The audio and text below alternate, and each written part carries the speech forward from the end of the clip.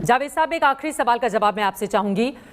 तमाम बातें आपने कही, रोहिंग्या मुसलमान, सिया मुसलमानों की बात हुई, लेकिन देश का, हिंदुस्तान का मुसलमान क्यों डरा हुआ है?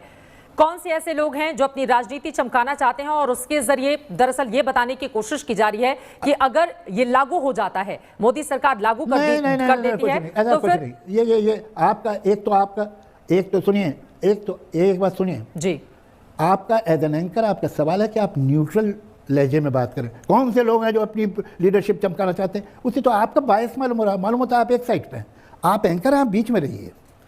पहले तो ये भाषा गलत इस्तेमाल कर रही हैं आप सरकार का जो आदमी ऐसा कहता है कि ये गलत है, वो अपनी लीडरशिप नहीं चमकाना चाहिए, उसके बारे में नहीं बोलेंगे आप। ये आपने तो तय कर लिया आप किस साइड पे है। जर्नलिस्ट को तय नहीं करना चाहिए वो किस साइड पे, उसे न्यूट्रल रहना चाहिए। अब सुनिए, पहले अपनी लैंग्वेज आगे ऐसी मत इस्तेमाल कीजिए। बात क्या है कि जो एनआरसी है क्या, जरा पता तो लगे। अभी कोई कुछ कह रहा है, कोई कुछ कह रहा है। हमारे प्रधानमंत्री कह रहे इसके बारे में बात ही नहीं हुई, अभी कैबिनेट ने कभी डिस्कस ही नहीं किया, कोई किस्से ही नहीं हुआ। हमारे गृह मंत्री कह रहे हैं साहब वो तो हर जगह लगेगा। तो अब पहले एनआरसी कागज पे दिखाई तो दे कि ये है क्या, फिर बात करें उसकी। जहाँ तक ये बात है कि मैं आपको बताऊं कि हिंदुस्तान के करोड़ों लोग ऐसे हैं जो अपना बर्थ सर्टिफिकेट तो जाने दीजिए, अपनी बर्थडे नहीं बता सकते आपको। करोड़ों। वो कहाँ से प्रूफ करेगा? एक दलित, एक गरीब मुसलमान, एक गरीब हिंदू, एक गरीब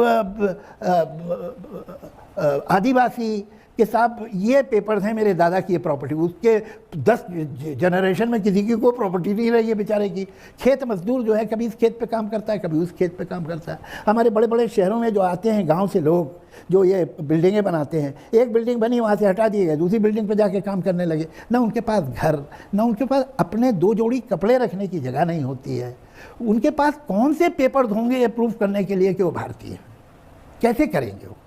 अमीरों का प्रॉब्लम नहीं है, अमीर तो सारे चाहे हिंदू हो, मुसलमान हो, सिख ईसाई तब प्रूफ कर देंगे। ये गरीब कैसे करेंगे? उनके पास क्या है? कुछ भी नहीं है।